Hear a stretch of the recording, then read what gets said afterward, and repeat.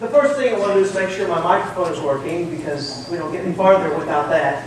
As I was driving here today, I was thinking, why did I choose that title? Getting more bang for your buck. And I realized I had a psychological moment. I realized that the reason why I chose that title was because as a little child, fireworks were legal.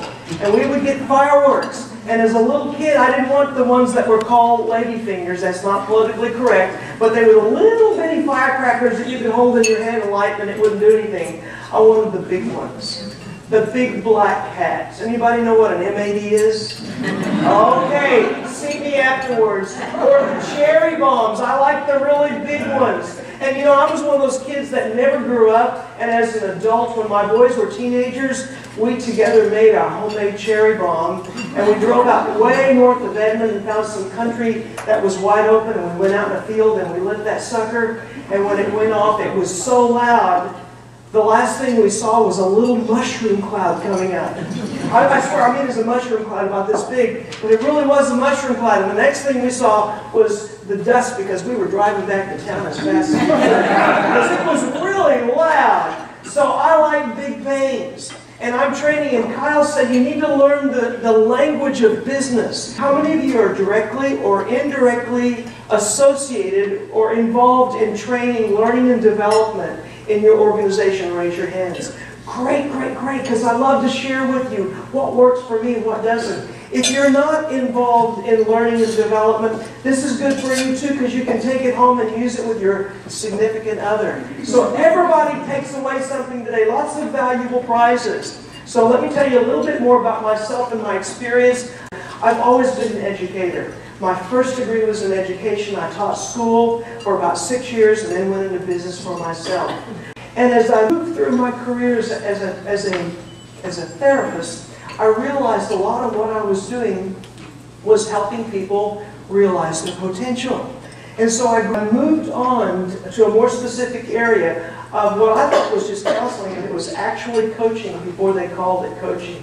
And so what I do is I coach people, I go into businesses, and this is my mission statement. My job is to help you get along and share your toys in the workplace. That's all I do. And believe it or not, there's plenty of work. There really, really is. I started providing training for a national company. You've heard of SkillPath and Fred Pryor and National. And I learned a lot from that company. And I trained a lot. I spent a lot of time on the road. I remember, I have an affinity for HR people because a lot of them come to the SkillPath seminars. And I was in Las Cruces, New Mexico, working with a room full of just HR representatives. And I came away with the greatest takeaway. One of them, we were talking about dealing with difficult employee behavior, and I always learned from them. And one of them said, we don't terminate people. We don't terminate people. They terminate themselves. We just show them the door. Oh, I love that. And another one said, we want our people to be happy. And so we have this conversation. They come into the office and we say, you're not happy. And our mission in our organization is to make our people happy, and you're not happy here. It would be a shame to keep you here. So we're going to set you free so you have happiness. Yeah, and I like that. So I learn. So as I go, I'm training, but I'm also a learner. So as I've trained and as I've experienced this national training thing, I've seen some things that were really good. But I've also seen some things that I thought, that's not working for me. And so about a year ago, I told the company I work for, I'm going to part ways with you in January. Because I have a philosophy about learning and how important it is that we not just make it an event, but we make it something that keeps on, keeping on. My goal in training is not for it to be a day, but to be a continuous experience. So that's what I want to talk about today. And I want to give you one thing that you can take away. Now, the last thing I want my training to be is a dog and pony show. Come and do circus tricks and make everybody laugh, and then 6 hours later you say, what did that guy talk about? That, you know, and so that has worn deep inside of me.